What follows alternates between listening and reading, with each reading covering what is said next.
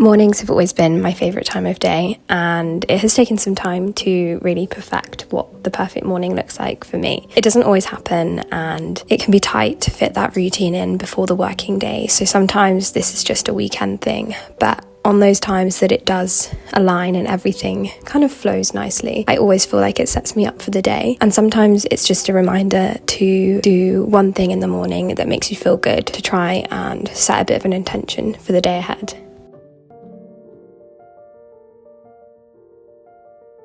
I tend to start the day off with a mint tea. I used to be a fanatic coffee morning person. It would be the first thing that I would drink as soon as I woke up. But I found that when you're starting the day with a coffee, you tend to crash quite early on, and I'd be finding that by the time it gets to like 9:30, I'd be needing another one, and then I'd get like a really bad caffeine headache, and it was never a good feeling. So starting with a mint tea always feels like it staggers that.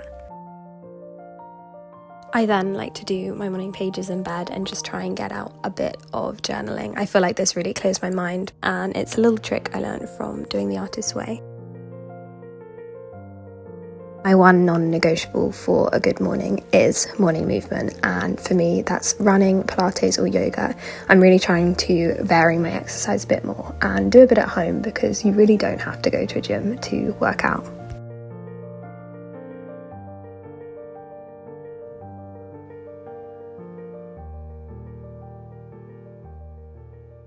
Good morning. I am just getting ready and doing my makeup. I thought I would come on and say hello. Quickly, I do my makeup and get my face on at around 8:30, and I feel like that gives myself a bit of time. The ritual of getting ready and doing my makeup is kind of the whole point of it and the whole thing I love about it. So I like to allow myself time to do that. I'm having a very lovely, relaxed morning. Very sunny. The weather's been amazing. Did the marathon last weekend, which was crazy. It was so good. We did the Brighton Marathon, which was really nostalgic because a lot of the routes that we ran were routes that I had done when I was studying there. So it was kind of the first time I've been back running in Brighton. It was amazing. It was super hot, and I did struggle a lot. I put a lot of pressure on myself, to be honest, to like hit the time that I wanted, and the heat got the best of me, and I just didn't quite manage the time that I wanted, but I still finished it. So that's all that matters. I feel like so often there's like pressure to go to the gym or like join a gym and things like that. Really, you can just do all the exercises at home. Like, you don't need to be in a specific space. So rather than going out to the gym and like